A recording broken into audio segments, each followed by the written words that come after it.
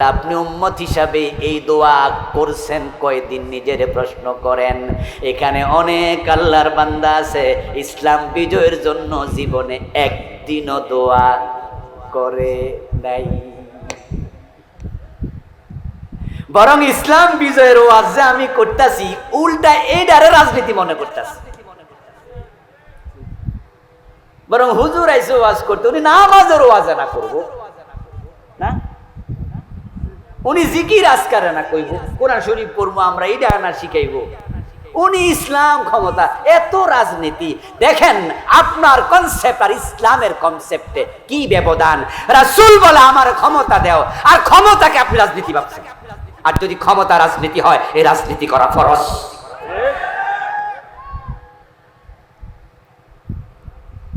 আল্লাহর নবী আল্লাহর কাছে দোয়া করলেন, দোয়া কবুল হয়েছে কিনা কথা বলেন? হয়েছে। অথচ এমন লোক দোয়া করছে যে লোক হিজরতের সময় কোথায় যাবেন জানেন না, কি খাবেন জানেন না, কার বাড়িতে গিয়া উঠবেন সেটাও জানেন না, এবং তিনি আত্মগোপন করে সাউর গুহার মাঝে 3 দিন ছিলেন কোন রকম লুকাইয়া। আবু বকর সিদ্দিক তো বলে ফেললেন, তারা তো এসে গেছে, আমাদেরকে ধরে নিয়ে যাবে।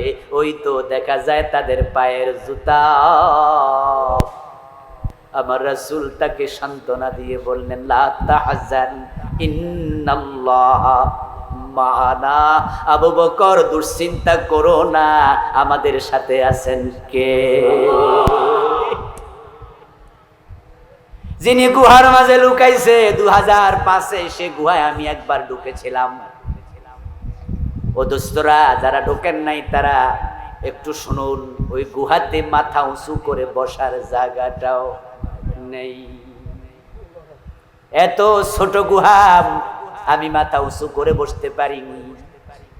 2 জন একসাথে ঢোকা যায় না, তাই লাইন ধরে একজন একজন ঢুকেছি। আমি বারবার ভেবেছি আমার রাসূল সঙ্গী আবু বকরকে নিয়ে 2 জন কত কষ্টে বসেছে, মাথা উঁচু করতে পারেন নাই, মাজায় কত ব্যথা জানি হয়েছে। আত্মগোপনকারী নবী মুহাম্মদ, খাওয়ার খাবার নাই, থাকার ঘর নাই, পরিধানের কাপড় নাই। উনি বলে কিনা আমার রাষ্ট্র ক্ষমতা দাও। আল্লাহ চাইলে পারে। আল্লাহ আমার নবীর দোয়া কবুল করে ফেলেছেন। পথে থাকতেই মদিনায় পৌঁছতে দেরি, সবাই মিলে রাষ্ট্রপ্রধান বানাতে আর দেরি করে নাই। আমার প্রিয় রাসূল সাল্লাল্লাহু আলাইহি ওয়াসাল্লাম মদিনার রাষ্ট্রপ্রধান হয়ে গেলেন। মদিনায় তিনি ঢুকলেন, সবাই তাকে বরণ করে নিল, তলা আল বাদরু আলাইনা বলে। তারপর মদিনার সংসদে কোরআন ঢুকলো। কোরআন ঢোকার পরে এখন মদিনার সংসদে চোর ধরে হাত কাটার আইন পাশ হয়ে গেল, ডাকাতি বন্ধ হয়ে গেল, চুরি বন্ধ হয়ে গেল, মদপান বন্ধ হয়ে গেল। ইসলাম বিজয় হলো। আস্তে আস্তে করে এতটা স্প্রেড করলো, বিস্তৃত হলো, ওমরের জামানায় ইসলাম মধ্য দুনিয়ায় পৌঁছে গেল। আমার প্রিয় নবী সাল্লাল্লাহু আলাইহি ওয়াসাল্লাম লক্ষ্য উদ্দেশ্য দ্বীনের বিজয়। তিনি দ্বীনের বিজয় পরিপূর্ণ করে দিলেন। উনার ইন্তেকালের সময় এই কোরআনের একটা আইন ছিল না যেটা বাস্তবায়ন হয় নাই। আর সেই কোরআনের কোন আইনই বলা চলে বাংলাদেশে এখন নাই। ও দোস্তরা, রাসূলুল্লাহ সাল্লাল্লাহু আলাইহি সাল্লাম ইসলাম যখন বিজয় করে গেলেন, এখন সমাজটা 180 ডিগ্রি উল্টে গেল। আগে ছিল আইয়ামে জাহিলিয়া, এখন হয়ে গেল খায়রুল কুরুন। কোরআন যখন আসলো, ইসলাম যখন আসলো, ওই যুগ তাম দুনিয়ার মানুষের কাছে পরিচিত আইয়ামে জাহিলিয়া, তথা অজ্ঞতার যুগ, বর্বরতার যুগ, তমসার যুগ, অন্ধকার যুগ। কিন্তু আমার রাসূল যখন ইসলাম প্রতিষ্ঠিত করলেন, কোরআন যখন বিজয় হয়ে গেল, আল্লাহর নবী আবার বলতেছে, ও উম্মতেরা খায়রুল কুরুনি কারনি। আমার যুগ এখন আর অন্ধকার যুগ নাই। আমার যুগ হচ্ছে পৃথিবীর সর্বশ্রেষ্ঠ যুগ। প্রিয় নবী প্রেসিডেন্ট হয়ে গেলেন, রাষ্ট্রপ্রধান হয়ে গেলেন। এবার আপনাদের কাছে জানতে চাইবো, বলুন যারা জানেন, রাসূল যখন 10 বছর মদিনা চালালেন, মন মতো না কোরআন মতো? মন মতো না কোরআন মতো? 53 বছরের বাংলাদেশ চলছে ব্রিটিশ আইন মতো না কোরআন মতো? ব্রিটিশরা আইন বানাইছে, ওরা কি মোমেন না মুশরিক? তো মুশরিকদের আইন মেনে আপনি মোমেন কই লোকেরা? আল্লাহর বক্তব্য তো উল্টা।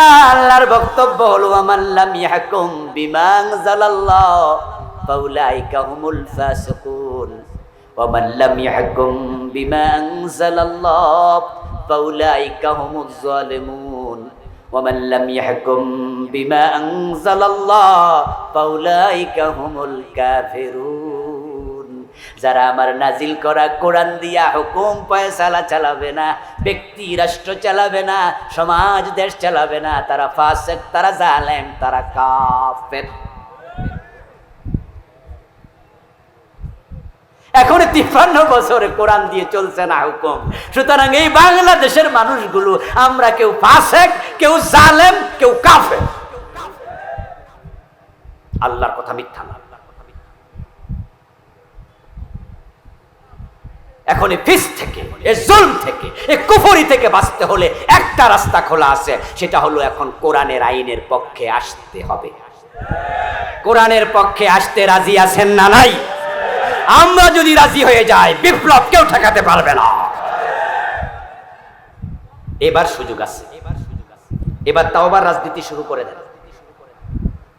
আমাদের হাফিজি হুজুর রাহেমাহুল্লাহ, আতাউল্লাহ হাফিজি হুজুর রাহেমাহুল্লাহ হঠাৎ করে প্রেসিডেন্ট নির্বাচনে দাঁড়ালেন।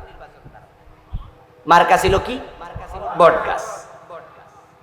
ওনাকে সাংবাদিকরা প্রশ্ন করলো যে হুজুর, আপনি মেম্বারও হন নাই কোনোদিন, চেয়ারম্যানও হন নাই, এমপিও না, মন্ত্রীও না, ডাইরেক্ট কিসে হারাইছেন? রাষ্ট্রপ্রধান, প্রেসিডেন্ট। একসময় কিন্তু বাংলাদেশে প্রেসিডেন্ট নির্বাচন হতো, রাজনীতির অভিজ্ঞতাই নাই, আপনি ডাইরেক্ট প্রেসিডেন্ট নির্বাচন, কারণটা কি? হুজুর তখন জবাব দিয়েছিলেন, আমি আজীবন বলেছি ইসলামে রাজনীতি নাই, আমি রাজনীতির বিরুদ্ধে কথা বলেছি, কিন্তু ইদানিং আমার বুঝে আসছে যে রাজনীতি শুধু নাই এ কথা বলার সুযোগই নাই, এটা কুফর, এটা নাজায়েজ, বরং রাজনীতি করা ফরজ। এই জন্য আমি বড় জায়গায় দাঁড়াইয়া তাওবার রাজনীতি ঘোষণা করেছি। এটা আমার তাওবার রাজনীতি। এই 53 বছর কোরআন সারা দেশ চলছে, আল্লাহর শুকরিয়া। এবারের পরিবর্তন ডাইরেক্ট আল্লাহ করে দিয়েছে। এবং এবার যখন বিপ্লব হলো, বিপ্লবের পরে সংবিধানের অসংখ্য ধারা আপাতত স্থগিত অবস্থায় আছে, চলমান নেই, মুলতবি। প্রধানমন্ত্রীর সাথে সম্পৃক্ত সবগুলো ধারা মুলতবি, মন্ত্রী পরিষদের সাথে সম্পৃক্ত সবগুলো ধারা মুলতবি, 300 এমপির সাথে সম্পৃক্ত ধারাগুলো মুলতবি। আমরা যদি একমত হয়ে যাই, 53 বছর ধরে চলে আসা ধর্মনিরপেক্ষ সংবিধান পুরাটা মুলতবি করে আমরা চাইলে ডাইরেক্ট আল্লাহর কোরআনকে সংবিধান বানানো যাবে।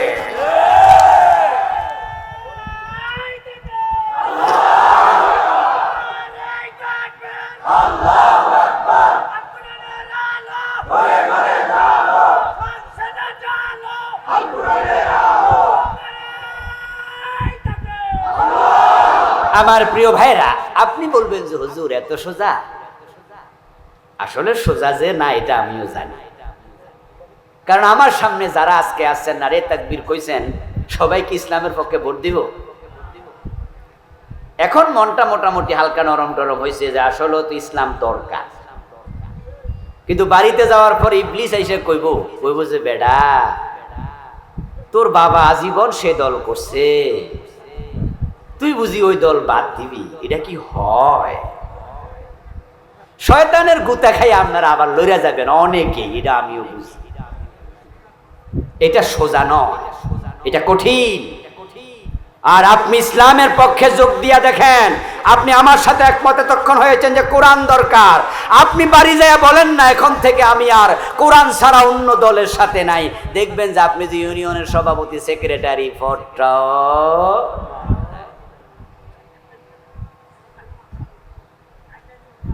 আমার দোস্ত, দুনিয়ার ধাক্কা, দুনিয়ার লোভ, শয়তানের প্ররোচনা আমাদেরকে অনেক কঠিন জায়গায় নিয়ে যায়। আর কোরআনের পক্ষে যদি আপনি স্ট্রংলি থাকেন, তাহলে আপনি মাইর খাবেন, আপনি মামলা খাবেন। কোরআনের আন্দোলন করার কারণে আপনার চাকরি চলে যেতে পারে। কোরআনের আন্দোলন করার কারণে আপনাকে ফাঁসির রশি পর্যন্ত দেখানো হবে। কোরআনের আন্দোলন করা সহজ নয়, অনেক ঝুঁকি নিয়ে আন্দোলনটা করা লাগবে। এই দেশে কোরআন কায়েম হবে কিনা আমি জানি না, তবে নবী ঈসা যখন আসবেন, আল্লাহর নবী ভবিষ্যৎবাণী করে গেছেন তামাম দুনিয়াতে ইসলাম কায়েম হবে। পৃথিবীর 1 ইঞ্চি জায়গাও কালেমার পতাকা উঠবে না, এমন বাকি থাকবে না। ঈসা আলাইহিস সালাম যখন আসবেন, তামাম দুনিয়াতে ইসলাম কায়েম হবেই। আগামী বছর না হতে পারে, আগামী 5 বছর 10 বছর না হতে পারে। আচ্ছা, এখন প্রশ্ন হলো, এই 5 বছরে যদি আপনি মইরা যান, তখন কি হবে? আলহামদুলিল্লাহ, আলহামদুলিল্লাহ, কিয়ামতের দিন আমরা যখন উঠব, আল্লাহর নবী আমাদের বিরুদ্ধে মামলা দেবেন না, বলবেন না যে আবুল কালাম আজাদ, বাশারেরা কোরআন ছেড়েছে, মামলা দিলাম। বরং আমাদের আমল নামাতে রেকর্ড আছে, এই দেশের শত শত মাহফিলে লক্ষ কোটি মানুষের সামনে আল্লাহর কোরআনের আইনের কথা বলেছি, গত জালেমের আমলও থামাইতে পারে নাই। কাপাসিয়া হয়তো আসি নাই, আরেক জায়গায় বলেছি, যেখানে সুযোগ পেয়েছি সেখানে বলেছি। এখন আল্লাহর আদালতে মুক্তি পাওয়ার জন্য, দেশে ইসলাম আসুক আর না আসুক, আমি মুক্তির জন্য আমাকে কোরআনের জায়গায় যেতে হবে, কোরআনের পথে আসতে। আচ্ছা, আমাদের দেশটা শান্তি সমৃদ্ধিতে ভরপুর হোক, এটাকে আমরা সবাই চাই না? আমরা চাই কি না? আচ্ছা, 53 বছরে ধর্মনিরপেক্ষ সংবিধান আমাদের কি শান্তি দিতে পেরেছে? সমৃদ্ধি দিতে পেরেছে? এর পিছনে থেকে লাভটা কি? কিন্তু আমার রাসূল মদিনার প্রেসিডেন্ট ছিলেন মাত্র কয় বছর? 10 বছর।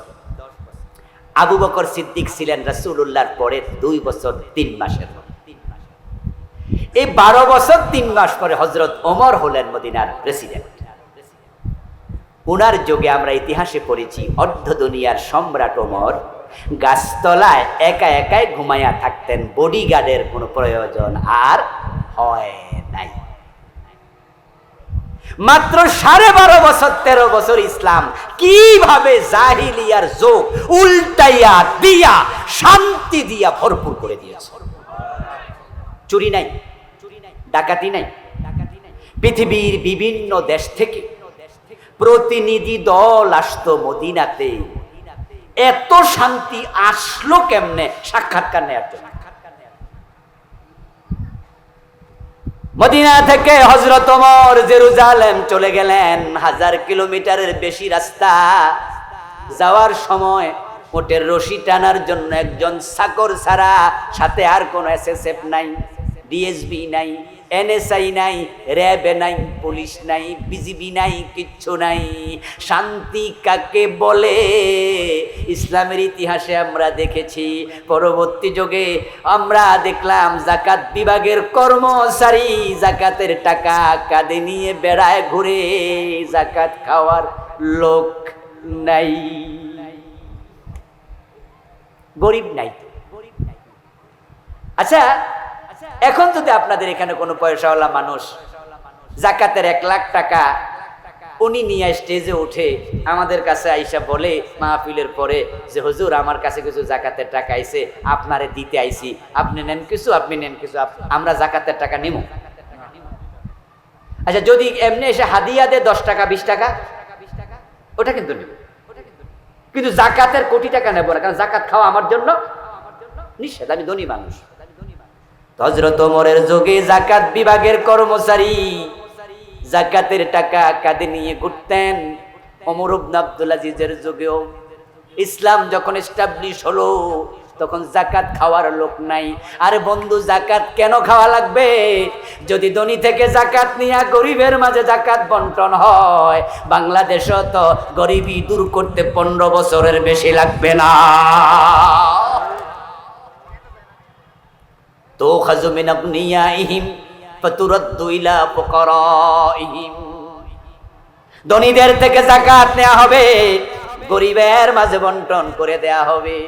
রাষ্ট্র যদি চায় তালিকা করে আপনাদের এই কাপাসিয়ায় কয়জন গরিব আছে তালিকা করা হবে, ধনী আছে কে কে তালিকা করা হবে, ধনীদের যাকাত নেওয়া হবে, গরিবদের মাঝে 50,000 1 লাখ করে দেয়া হবে।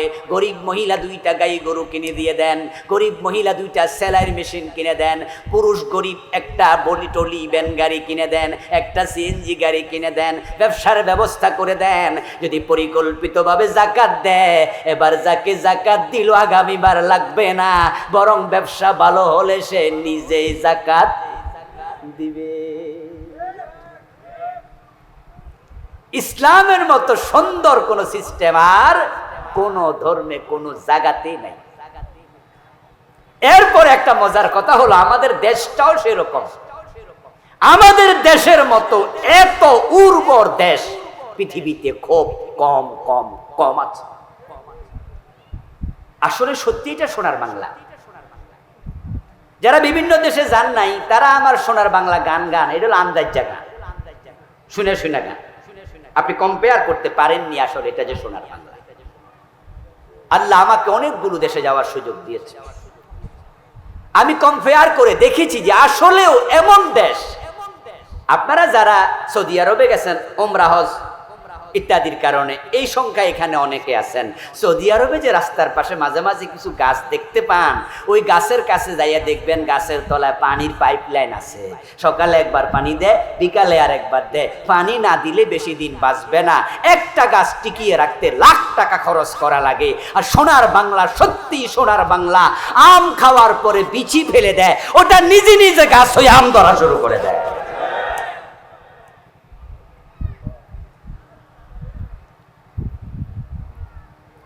লাউ খাইয়া, লাউয়ের বিচি খাইয়া পাখি তারপরে যাইয়া মল ত্যাগ করলে ওই পাখির মলের সাথে যে বিচি পড়ছে ওইটা থেকে গাছ হইয়া লাউ ধরে।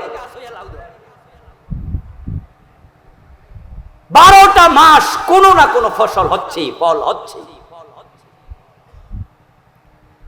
অথচ আমেরিকার মতো দেশ 3.5 থেকে 4 মাস, কখনো কখনো 5 মাস টানা বরফে ঢাকা থাকে। 2021 একবার গিয়েছিলাম, 10 দিনের সফর, বুঝার জন্য বলছি। মাত্র 10 দিনের সফর ছিল, নভেম্বর মাসে। 3-4 দিন পরে আমার মন চাইছে পলায়া চলে আসি। আমার সর্দি হলো, সর্দি হওয়ার পর আমি নাক যখন টান মারি দেখি আমার রক্ত বের হচ্ছে নাকের শ্লেষার সাথে। আমার অসহ্য লাগছিল। আমি আমার বাঙালি ভাইদেরকে বললাম যে হাইরি বিপদ, প্রোগ্রাম করার জন্য আসছি, চলে গেল তো খারাপ লাগে, ভাই আপনারা সহ্য করেন কেমনে? আমার একজন কয় যে হুজুর শীত তেহনো আসেই নাই। আমি বললাম বলে কি রে, সুন্দর আলী যদি এত কালা হয়, কালামি আর খবর কি? আল্লাহ জানে। শীত আসে নাই? বলে না হুজুর, নভেম্বর, ডিসেম্বর, জানুয়ারিতে 2 ফিট 2.5 ফিট পর্যন্ত বরফ হয়ে যাবে রাস্তার উপরে। এখনো তো তুষার শুরু হয়নি। ঠিকই নিউ ইয়র্কে আসি, তুষার দেখলাম না। বাফেলো তো গিয়ে সামান্য তুষার পেয়েছি, আরেক অঙ্গরাজ্য অনেক দূরে, তাও সামান্য। কিন্তু ওরা বলতেছে 2 ফিট 2.5 ফিট তুষার হয়। শীত কাকে বলে? পুরা গাছের মাঝে একটা পাতা দেখবেন না, সব ঝরে যাবে, ফুল নাই, ফসল নাই, কিচ্ছু নাই। আর আমার সোনার বাংলা 12 মাস ফসল হয়, তারপরও দরিদ্র, শুধুমাত্র চাটার দল চোরদের কারণে। প্রিয় দিনী ভাইয়েরা, আমি আপনাদের সম্মুখে পবিত্র কোরআন মাজিদ থেকে সূরাতুস সফ এর 9 নম্বর আয়াতে কারিমা তিলাওয়াত করেছি। প্রিয় নবীজি মুহাম্মদুর রাসূলুল্লাহ সাল্লাল্লাহু আলাইহি ওয়াসাল্লামের পবিত্র মুখ অনুসৃত একখানা ছোট্ট হাদিসে নববী পাঠ করেছি। আল্লাহ তাআলা তৌফিক দান করলে এখান থেকে কিছু কথা বলবো ইনশাআল্লাহ। আল্লাহ তাআলা সূরাতুস সাফের 9 নম্বর আয়াতে কারিমাতে প্রিয় নবীজি মুহাম্মদুর রাসূলুল্লাহ সাল্লাল্লাহু আলাইহি ওয়াসাল্লামকে এই ধরনীতে কেন প্রেরণ করেছেন সে উদ্দেশ্যে তিনি কথা বলেছেন। প্রতিপাদ্য আলোচ্য বিষয় নবী প্রেরণের উদ্দেশ্য। কি উদ্দেশ্যে রাসূলকে পাঠালেন এই জমিনে, এটা আমাদের জানা প্রয়োজন আছে কিনা? কি মনে হয় আপনাদের? রাসূল কেন এসেছেন আমাদের জানা উচিত কিনা? হ্যাঁ, জানতেই হবে। কারণ রাসূল যে জন্য এসেছেন, রাসূলের কাজ যাহা উম্মতের কাজ হুবহু তাহা। তিনি আইডল, তিনি মডেল, তিনি উসওয়া, তিনি কুদওয়া, তিনি নামুযাজ। তাকে জীবনের পরতে পরতে অনুসরণ করা আমাদের জন্য আবশ্যক, ম্যান্ডেটরি। তার মতোই বলতে হবে, তার মতোই চলতে হবে। তিনি মুস্কি হাসি দিতেন, আমরা বলি মুস্কি হাসি দেয়া সুন্নাহ। তিনি ডান কাতে ঘুমাতেন, আমরা বলি ডান কাতে ঘুমানো আমাদের জন্য কি সুন্নাহ। তিনি ডান পা দিয়ে মসজিদে ঢুকতেন, আমরা বলি দিস ইজ সুন্নাহ। তার মতো বলা, তার মতো চলা, তার মতো চিন্তা ভাবনা সব কিছু আমাদেরকে তাকে একমাত্র মডেল মেনে তার রঙে রঙিন হওয়ার চেষ্টা করা, এটা উম্মত হিসাবে আমাদের নৈতিক দায়িত্ব। তো রাসূলুল্লাহকে মানা যেহেতু আবশ্যক, তাই তাকে মানার আগে জানাটাও আবশ্যক। এটাই দুনিয়ার নিয়ম। মানা আগে না জানা আগে? যেই কোনো জিনিস আগে মানবেন না জানবেন? কারণ না জেনে মানতে গেলে ভুল হওয়ার সম্ভাবনা আছে, বরং হিতে বিপরীত হতে পারে। সেজদা দেয়া একটি ইবাদত, এটা আমরা সবাই জানি। কিন্তু সেজদা কখন দিতে হয়, কোথায় দিতে হয়, এগুলো না জেনে যদি উল্টা পাল্টা সেজদা দেয়া শুরু করেন, তাহলে কিন্তু এই সেজদার কারণে ঈমানও যাইতে পারে। ভণ্ড পীরের পায়ে সেজদা দিছে, ঈমান আছে না গেছে? তাহলে সেজদা ইবাদত, কিন্তু হে কোথায় দিব না বুঝা দিছে, ঈমান শেষ। সূর্য যখন ওঠে, সূর্য যখন ডোবে, তখন কি আমরা সেজদা দেই, নামাজ পড়ি না বিরত থাকি? তাহলে এলেম আগে, আগে জানো তারপরে মানো। ড্রাইভিং না শিখে গাড়ি স্টিয়ারিং ধরবেন না। কারণ যদি আপনি ড্রাইভিং না শিখে গাড়ি চালাতে যান, তাহলে আপনার গাড়ির নিচে শুধু মানুষ পড়ে মরবে না, ওই গাড়ি আপনাকে শুদ্ধ খালে যাওয়ার সম্ভাবনা আছে, বিপদ। ডাক্তারি না শিখে রুগী দেখবেন না। যারা ডাক্তারি না শিখে রুগী দেখতে যায়, তাদের হাতে রুগী মরার সম্ভাবনা থাকে। এগুলো অবৈধ কাজ। এর জন্য দেখবেন যারা সার্টিফিকেট বিহীন ডাক্তারি করে, মাঝে মাঝে মোবাইল কোর্ট এসে তাদেরকে অ্যারেস্ট করে। আগে শিখো, আগে জানো। তাই তো পবিত্র কোরআন মাজিদে আল্লাহ তাআলা যত বিধান দিয়েছেন, তার মাঝে 1 নাম্বার বিধান ছিল ইকরা বিসমি রাব্বিকাল্লাযী খালাক। পড়ো পড়ো, পড়ার সাথে জানার সম্পর্ক ওতপ্রোত। রাসূলুল্লাহ সাল্লাল্লাহু আলাইহি ওয়াসাল্লামকে যেহেতু মেনে চলা ফরজ, সেহেতু তার ব্যাপারে জানাও ফরজ। তিনি কেন দুনিয়া আসছেন আমরা জানবো। তারপর ওনার জীবনের লক্ষ্য যেমন ছিল, আমাদের নিজের জীবনের লক্ষ্যটাও তেমন বানানোর চেষ্টা করব।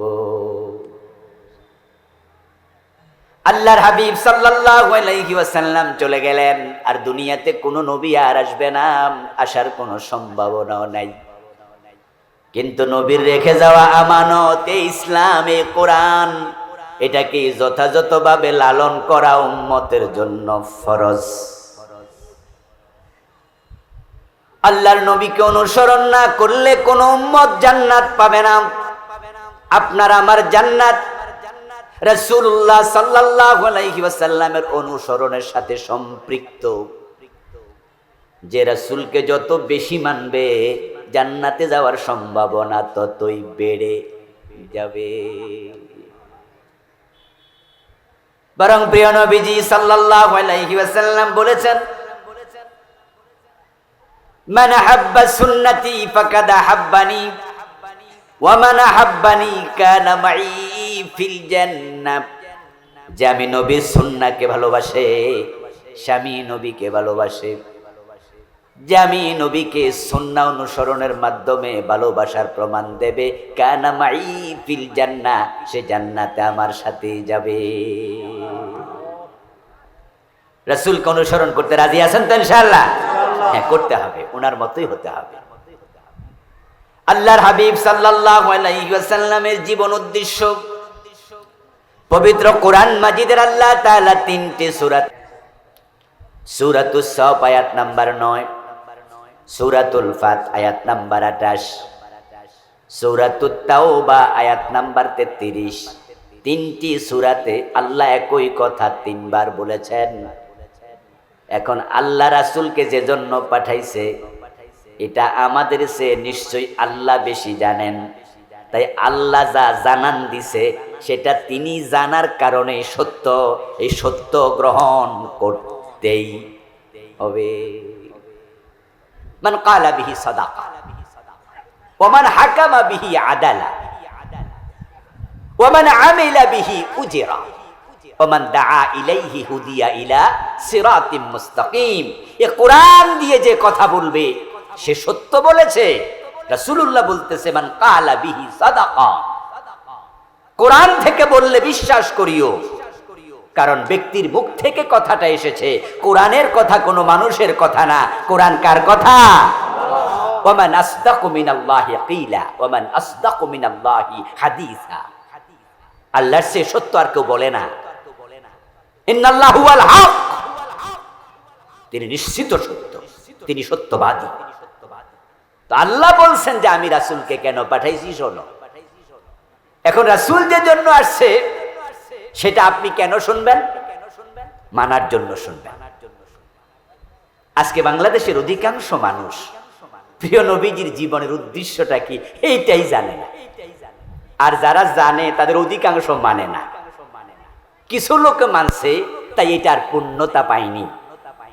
রাসূলুল্লাহ যে জন্য এসেছেন সেটা যদি আমরা জানতাম আর জানার পরে সেটা মানতাম, তাহলে অনেক আগেই 53 বছর আগেই দেশ যখন স্বাধীন হয় তখনই আল্লাহর কোরআন এই দেশের সংবিধান হওয়ার কথা ছিল। কারণ এই দেশ যখন স্বাধীন হয় তখনই তো 85-86% মুসলিম, আর এখন তো 92% মুসলিম। যে দেশে মুসলমান থাকবে সে দেশে ইসলাম থাকবে না, এটা হয় কি করে? এটা হয় কি করে? বরং এই দেশের মুসলমানরা রাসূলুল্লাহর জীবনের লক্ষ্য জানলো না, জানার পরেও মানলো না। না মানার কারণে ইসলাম আজকে ত্রাহি ত্রাহি করছে, ইসলাম আজকে নিভু নিভু, ইসলাম আজকে নাই। আপনি দেখবেন বন্ধু, শুধু টুপিওয়ালা, দাড়িওয়ালা, নামাজওয়ালা, হাজওয়ালা, যাকাতওয়ালা আছে, কিন্তু ইসলামওয়ালা কয়জন আছে? সুদও খায়, নামাজও পড়ে, পরের জমি দখলও করে, আবার মক্কায় গিয়ে হজও করে। হে টুপিওয়ালা, নামাজওয়ালা, ইসলামওয়ালা না। ব্যক্তি জীবন তাকালে আশ্চর্য হবেন। হাজী সাহেবের বউ বোরকা ছাড়া বাজারে যায়, 5 ওয়াক্ত নামাজ পড়েছে, কপালে কালো দাগ আছে, ইয়াং মেয়েটা কলেজে পড়ে বোরকা সিলাইয়া দেয় না। এমন বাবা আছে কিনা? ইসলামওয়ালা বাবা, ইসলাম হে বুঝে।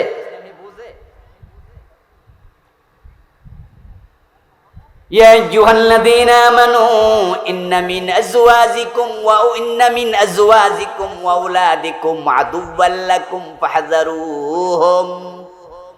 সূরাতুত তাগাবুন আল্লাহ আমাদেরকে সতর্ক করলেন, ও মুমিনেরা, তোমাদের কারো কারো স্ত্রী, কারো কারো সন্তান কিয়ামতের দিন তোমাদের দুশমন হয়ে আল্লাহর আদালতে তোমাদের বিরুদ্ধে মামলা দেবে, তাদের ব্যাপারে সতর্ক থাকিও। তুমি যে মেয়েটাকে বোরকা ছিলাইয়া দিলা না, নিজের বউটাকে পর্দা করাইলা না, এই মেয়ে, এই বউ কিয়ামতের দিন বলবে, আল্লাহ আমার বাবারে, আমার জামাইরে ধরো।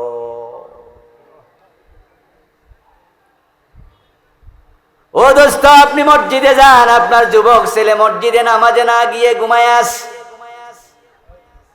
এই যে যুবকেরা নামাজ পড়ে না, অধিকাংশ যুবক বেনামাজি, এই নিয়ে বাবার টেনশন নাই, এই নিয়ে সমাজের হেডেক নাই, এবং লাখ লাখ মানুষ নামাজ পড়ে না, এ নিয়ে রাষ্ট্রেরও কোনো মাথা ব্যথা নাই।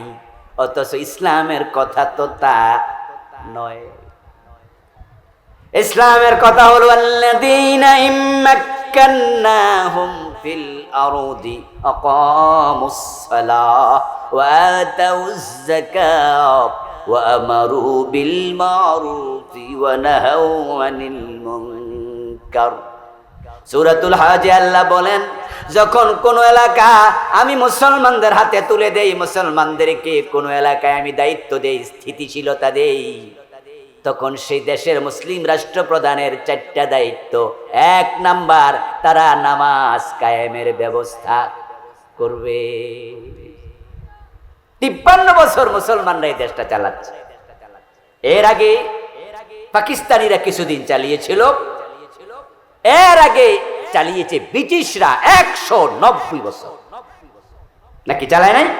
এদেশ ব্রিটিশরা চালিয়েছে দীর্ঘ সময়।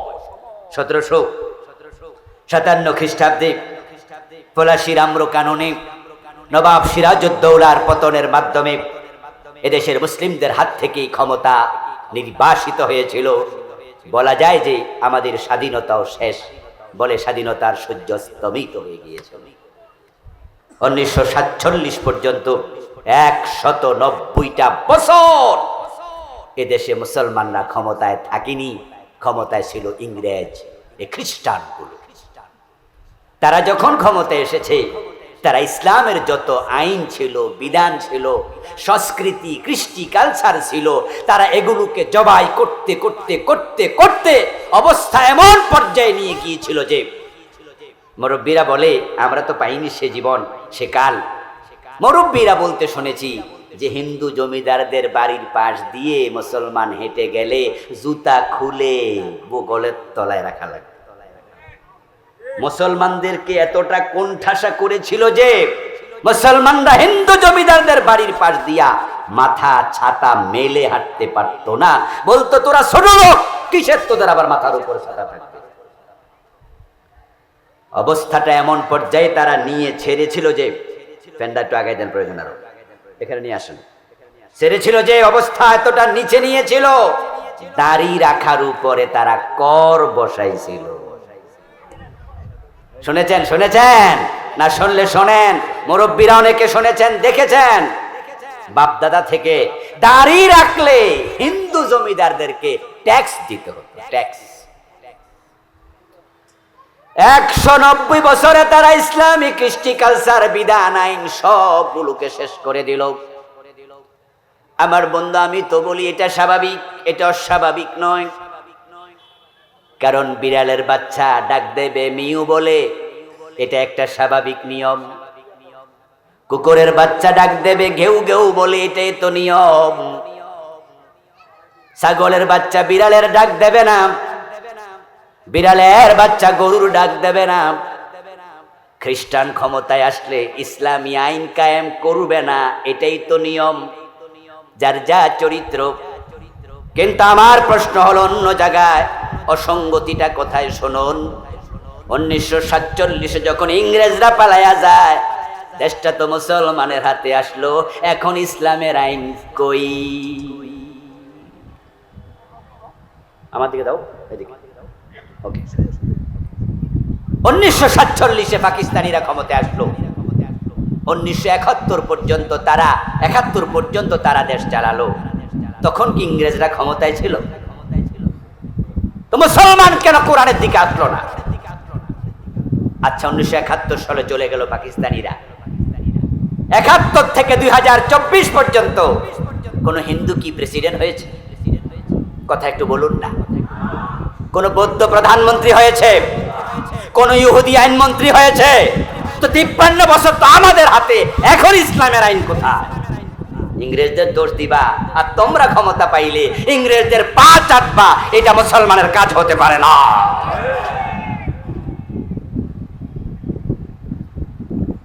রাসূলুল্লাহ সাল্লাল্লাহু আলাইহি ওয়াসাল্লামের জীবনের লক্ষ্য কি ছিল? আল্লাহ তাআলা বলেন, হুয়াল্লাযী আরসালা রাসূলাহু বিল হুদা ওয়া দীনিল হক। তিনি আল্লাহ, যিনি তার রাসূলকে দ্বীনে হক, ইসলাম, হুদা, কোরআন, এ দুটা দিয়ে দুনিয়ায় পাঠালেন। আরসালা রাসূলাহু, তার রাসূলকে তিনি পাঠালেন। কেন দ্বীনে হক, ইসলাম দিলেন? হুদা নামক কোরআন রাসূলের কাছে কেন দিলেন? এই দুইটা দিয়ে আবার কেন পাঠালেন? এবার আল্লাহ কেন উত্তর দিচ্ছেন, লিউযহিরাহু আলাদ্দীনি কুল্লি। আমার আল্লাহ চান আমার রাসূল জমিনে যাইয়া এই কোরআন এবং ইসলামকে জমিনে বিজয় করে দেবে। জমিনে মানব রচিত যত মতবাদ আছে, আদিয়ানে বাতেলা আছে, চিন্তা চেতনা আছে, মানুষের বানানো রসুম আছে, রেওয়াজ আছে, আমি আল্লাহ নবী পাঠিয়েছি, তিনি কোরআনের রেওয়াজকে, কোরআনের সিস্টেমকে, ইসলামের বিধানকে সবগুলোর উপর বিজয়ী করে দেবেন। সুবহানাল্লাহ। প্রিয় নবীজি আসলেন, এসে তিনিও ঘোষণা দিলেন, আল ইসলামু ইয়ালু ওয়া লা ইউলা। আল্লাহর হাবিব বলতেছেন, ইসলাম বিজয়ী হতে এসেছে, পরাজিত হতে আসে। এই কথাটা আমি বলিনি, রাসূল বলেছে। ওই রাসূল যা বলে আমরা তাই বলবো, রাসূল যা করে আমরা তাই করব, ঠিক না? তো রাসূল বলতেছে ইসলাম বিজয়ী হতে এসেছে, পরাজিত হতে। এবার আপনাদের বিবেকের কাছে আমার প্রশ্ন, 53 বছরের বাংলাদেশে ইসলাম কি বিজয়ী না পরাজিত? তা আপনারা না 92%? আঙ্গুল চষতেছেন বসে বসে, কি করছেন? 92% থাকতে ইসলাম পরাজিত থাকে কেমনে? আল্লাহর সামনে হাজির হওয়া লাগবে। সাবধান মুসলমান, মিঠা মিঠা ওয়াজ শুনে মাহফিলগুলোতে সুবহানাল্লাহ কইয়া বাড়ি চলে যান, যাওয়ার সময় পাবেন আল্লাহ আমারে জান্নাত না দিয়া দেয় কারে। আজকে হুজুর যে ওয়াজ করছে 5 ওয়াক্ত নামাজ পড়লে জান্নাতের চাবি, সকাল সন্ধ্যায় জিকির করলে হাসতে হাসতে জান্নাতে ঢোকা যায়, তাহলে আমার ভিতরে তো জান্নাতের পুরা চরিত্র বিদ্যমান। মজমনি ভাবেন জান্নাত ঠেকায় কে? তাই মুছে তেল দিচ্ছেন, জান্নাতের কাঁঠাল খাবেন কষ যেন। অথচ আপনার মতো নামাজি, আপনার মতো রোজাওয়ালা হাজি গাজি জমিনে থাকতে ইসলাম 53 বছর পরাজিত। এই কোরআন রাসূলুল্লাহ বিজয় করে গেছেন। চোর ধরেছেন যখন, হাত কাটা হয়েছে তখন ছাড় দেয়া হয় নাই। আমার রাসূলুল্লাহ বলেছেন, আমার মেয়ে ফাতেমা চুরি করলে ফাতেমার হাতও কাটাই হবে। আল্লাহর হাবিব ইসলামকে, কোরআনকে বিজয়ী অবস্থায় রেখে গেলেন। এখন বাংলাদেশের লোকেরা সবাই মিলে দল বেঁধে কোরআন পরিত্যাগ করেছে, তারা আবার জান্নাতে যাওয়ার স্বপ্ন দেখছে। যারা কোরআন পরিত্যাগ করেছ, ব্যক্তি জীবনে কোরআন মানো না, পারিবারিক জীবনে মানো না, সামাজিক জীবনে মানো না, রাষ্ট্রীয় জীবনে কোরআন মানো না, দোস্ত শোনো, রাসূলের শাফাত পেয়ে জান্নাত দূরের কথা, বরং তুমি হবে রাসূলুল্লাহর মামলার আসামি।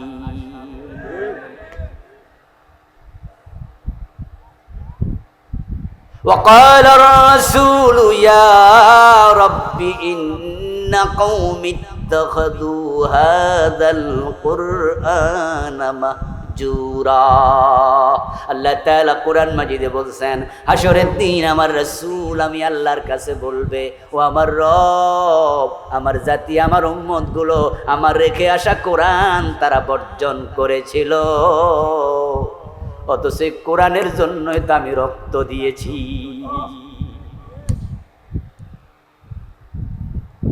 যে ইসলামের জন্য আমি নবী মুহাম্মদ দাওয়াত দিয়েছি, আমি 3 বছর শিবে আবি তালেবের জেলখানায় খাইয়া না খাইয়া দিন রাত কাটাইছি। আমার রেখে আসা বিজয়ী ইসলাম, সেই ইসলামকে তারা পরাজিত হয়েছে দেখেও ঘুমাইছে না কেতে লইয়া।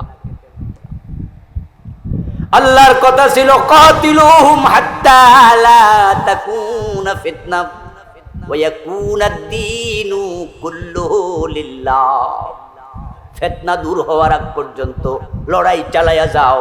অথচ জমিনটা ফিতনায় ভরে গিয়েছে, তারা লড়াই দূরের কথা, লড়াইয়ের চিন্তাটাও মাথায় লালন করে নাই। আল ইসলামু ইয়ালু ওয়া লা ইউলা। ইসলাম বিজয়ী হতে এসেছে, পরাজিত হতে নয়।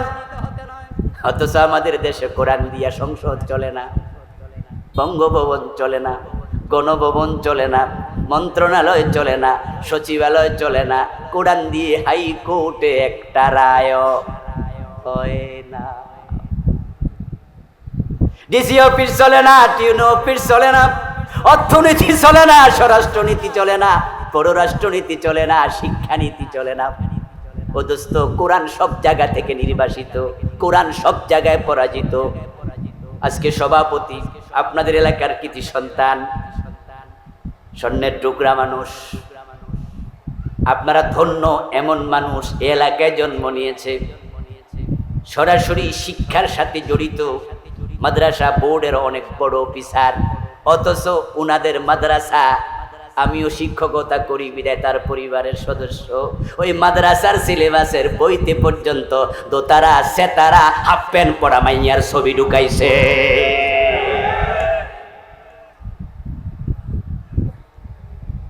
এবারে যে সিলেবাস দিয়েছে ওরা 2024 সালের জানুয়ারির 1 তারিখ যে বই বিতরণ করেছে, হাই স্কুল প্রাইমারি লেভেলে যারা দাখিল পর্যায়ে যারা পড়ে, বাড়ি যেয়ে দেখবেন 6, 7, 8 এর বইগুলোতে এই পাতায় ওই পাতায় দোতারার ছবি, সেতারার ছবি, হিন্দুদের মন্দিরের ছবি মাদ্রাসার বইতে ঢুকাইছে।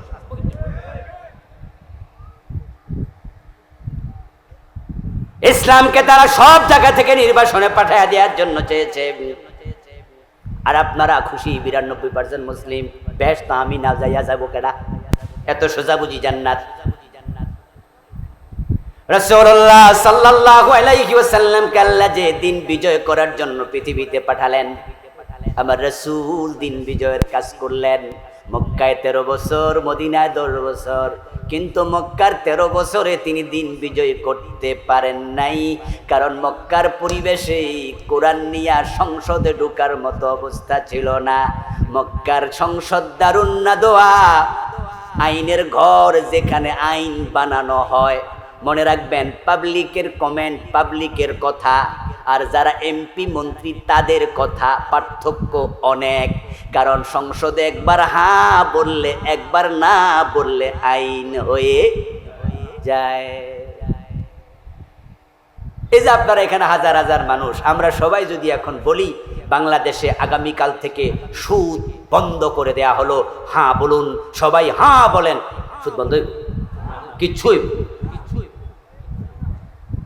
কিন্তু আইনের ঘর, যেখানে আইন বানানো হয় সংসদ ভবনে, 300 জন এমপি থেকে 151 জন যদি হ্যাঁ বলে, একটা হাঁয়ের দাম অনেক বেশি। ওখানে যদি বলে ছুরি ধরে হাত কাটা হবে, আপনারা হ্যাঁ বলুন, আর আমাদের নেতারা হ্যাঁ বলেন, পরদিন থেকে আইন হয়ে যাবে। মক্কার সংসদ ছিল দারুন নাদওয়া, সেখানে কোরআন কেমনে বিজয়ী হবে, কোরআনের আইন কেমনে কায়েম হবে। ওখানে তো আবু জেহেলরা কোরআন নিয়ে ঢুকতে নবী মুহাম্মদকে দেয় নাই, বরং তারা দারুন নাদওয়াতে সিদ্ধান্ত নিয়েছিল, ওয়াকালাল্লাযীনা কাফারু লা তাসমাউ লিহাদাল কুরআন। তারা সিদ্ধান্ত নিয়েছে মুহাম্মদ যেখানে কোরআন পড়বে, কোরআন শুনতে যাওয়া যাবে।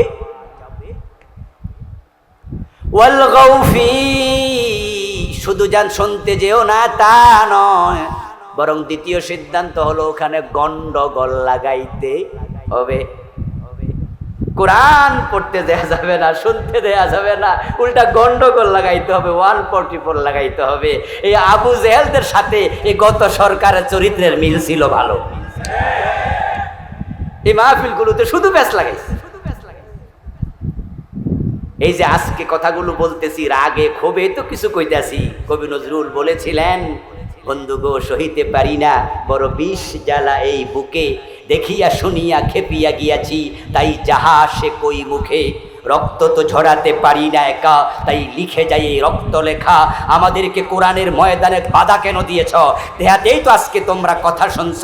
আমরা কোরআনের ময়দানে এসে তো বাপ দাদার কিচ্ছা বলি না, আমার বাবার কথা বলি না, আল্লাহর কোরআনের কথা, রাসূলের হাদিসের কথাই তো বলি।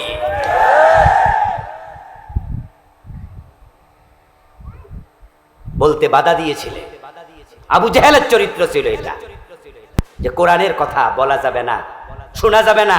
আইন বানাইছে মক্কার সংসদে বসে। আচ্ছা, যারা আল্লাহর কথা শোনা যাবে না আইন বানাইছিল, এই আবু জেহেল কি বেশি দিন দুনিয়া থাকতে পারছে? বেজ্জতি হয়ে মরা লাগে নাই, দুইটা ছোট্ট বাচ্চার কাছে পরাজিত হয়েছে। জানেন তো পরাজয়টা হয়েছিল কার হাতে? মুআজ এবং মুআব্বাস রাদিয়াল্লাহু তাআলা আনহুমা, যে দুইজনকে বদরের যুদ্ধে রাসূল নেবেন কিনা প্রথম দিকে এতেই হুনার আপত্তি ছিল যে তোমরা ছোট দুইজন মানুষ, তোমরা যাইও না। স্বাভাবিকত বলগিয়ত না হলে প্রিয় নবীজি জিহাদে নিতেন না, কারণ জিহাদ একটি ফরজ ইবাদত এবং সেখানে ঝুঁকি থাকে না? হ্যাঁ না কিছু কন না, হিয়মিয়ক না করলেও বলি কি জিহাদের ময়দানে ঝুঁকি আছে না নাই? হাত যেতে পারে, পা যেতে পারে, চোখ যেতে পারে, জীবন যেতে পারে। তো জিহাদের ময়দানে সব মুজাহিদ কি এই নিয়তে যায় নাকি যে আমরা কচু কাটা করে লাগার আমরা সব মরে যাবো, এই নিয়তে যায়? ইয়াকতুলুনা ওয়া ইউকতালুন, তারা মারে, তারা মরে। আগে হলো প্রতিহত করে, এরপরে না প্রতিহত করতে গেলে শহীদ হয়। তো ছোট মানুষ তো ফরজই হয় নাই জিহাদ, বলগিয়ত আসে নাই, তাই রাসূল বালেগ না হলে জিহাদে নিতেন না, এটাই স্বাভাবিক নিয়ম ছিল না। ওই দুই বাচ্চা ছোট, প্রিয় নবীজি নিবেন না। যাই হোক, লম্বা হিস্ট্রি। তারপরে তারা দুই ভাই এক পর্যায়ে প্রিয় নবীজিকে কনভিন্স করতে পেরেছে, তা আল্লাহর হাবিব তাদেরকে নিয়ে গেছে। ওকে চলো। দুইজনের বাড়িই ছিল মদিনা, তারা আনসারী সাহাবী ছিলেন, তারা আবু জেহেলকে চিনত না। যুদ্ধের মাঠে যখন গেল, তারা আবু জেহেলের নাম শুনেছে, সে যে বড় জালেম, প্রিয় নবীকে মক্কায় থাকতে বড় জ্বালাতন করছে এবং আজকে তার নেতৃত্বে যুদ্ধ হবে। তাই তারা যুদ্ধের মাঠে গিয়ে একজন বয়স্ক সাহাবীকে বলতেছে, চাচা আবু জেহেলটা কোনটা? জিজ্ঞাসা করতেছে, চাচা আবু জেহেলটা কোনটা? তখন তিনি বলতেছে, তোমরা আবার আবু জেহেল দিয়ে কি করবা? বলে না, ওর সাথে কিছু বুঝা ফারাস। সুবহানাল্লাহ পড়েন। ও রাসূলরে জ্বালাইছে, এজন্য আমরা দুই ভাই সিদ্ধান্ত নিয়েছি এর সাথে কিছু বুঝা পড়া। তারপরে তিনি বলতেছেন যে আমি দেখাই দিলাম, ওই যে লোকটা দেখা যায় না ঘোড়ার পিঠে বসে আছে, এই হলো আবু জেহেল। দুইজন ভাই সিংহের মতো ঝাঁপিয়ে পড়ল, আবু জেহেলকে ধরা শুরু করে মাটিতে শোয়, ঠান্ডা বানাইছে। শেষ পর্যন্ত আরেক সাহাবী সহ গিয়ে দেহ থেকে কল্লাটা কেটে আলাদা করে। কোরআনের বিরুদ্ধে অবস্থান নিলে বাচ্চাদের কাছে বেজ্জতি হওয়া লাগে। আমরা এবার তাই দেখেছি, দাদারা পারেনি, বাবারা পারেনি, বিএনপি পারেনি, জামাত ইসলাম পারেনি, কিন্তু তাদের বাচ্চারা এসে দেশ থেকে তাড়িয়ে দিয়েছে। ওই ছাত্রদের কাছে পরাজিত হওয়া লেগেছে। আবু জেহেলদের এমনই। এই জন্য আপনারা যারা নতুন সরকারে আসবেন, কারণ তত্ত্বাবধায়ক সরকার বলেন, ইন্টারিম গভর্নমেন্ট বলেন, অন্তর্বর্তীকালীন সরকার যাই বলেন, এটা কি 10-12 বছর থাকে নাকি? 4-5 বছর থাকবো না, এতদিন থাকতে পারবে না, এটা হবে না। স্বাভাবিকত তারাও 1-2 বছর 3 বছর পরে চলে যাবে, নতুন গভর্নমেন্ট আসবে। আমরা সবাইকে সতর্ক করব, এখান থেকে শিক্ষা নাও, যারাই ক্ষমতায় আসবে কোরআনের মাহফিলে কোনোদিন বাধা দিবা না, জালেম আর হইও না, না একই রেজাল্ট। আল্লাহ সার দেয়, ছেড়ে দেয় না। উমলি লাহুম ইন্না কাইদি মাতিন। আল্লাহ বলে আমি রশিতে ঢিল দেই। আর শুনে রাখো মানুষ, আমার কৌশল বড় শক্ত। ইন্না বাতশা রাব্বিকা লাশাদীদ। এজন্য আল্লাহকে ভয় করুন। প্রিয় নবীজি সাল্লাল্লাহু আলাইহি ওয়াসাল্লাম 13 বছর মক্কায় চেষ্টা করলেন, আবু জেহেল দিল না কোরআন নিয়ে ঢুকতে মক্কার সংসদে। আর মনে রাখবেন, যতদিন পর্যন্ত কোরআন সংসদে ঢুকবে না, ততদিন পর্যন্ত কোরআনের বিজয় হবে না। এখন আমাদের দেশে যারা কোরআন সংশোধন নেয়ার ব্যাপারে কোনো চিন্তাই করেন না, এতে বোঝা যায় রাসূলের জীবনের লক্ষ্য কোরআনের বিজয়ের সাথে আপনার জীবনের লক্ষ্য মিলে নেই। এই ভাইয়েরা, শুধু 5 ওয়াক্ত নামাজ পড়েন, রমজানে রোজা রাখেন, হজ যাকাত করেন, আপনি ভালো মানুষ, আপনি পর্দা পুশিদা করেন, হালাল হারাম মেনে চলেন, কিন্তু দিন বিজয়ের ব্যাপার আপনার চিন্তা নাই। আপনি রাসূলের জীবনের লক্ষ্যের সাথে লক্ষ্য মিলানি নাই। এই নামাজ, এই রোজা দিয়ে আখেরাতে নাজাত নাও মিলতে পারে। কারণ আপনার মতো নামাজি থাকতে জমিনে দিন পরাজিত আপনি সহ্য করলেন কেমনে? ইসলামের মূল স্পিরিটটা আপনার ভিতরে নেই। এটা জিকির করুন, লা ইলাহা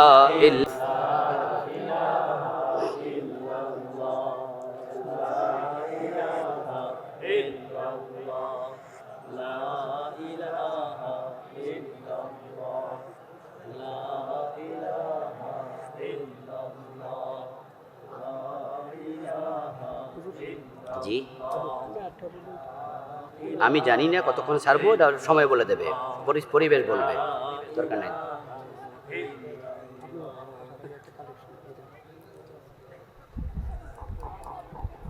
লা ইলাহা ইল্লাল্লাহু মুহাম্মাদুর রাসূলুল্লাহ। আমার প্রিয় ভাইয়েরা, কোরআন সংসদে যাওয়ার আগে কেন দিনের বিজয় হবে না?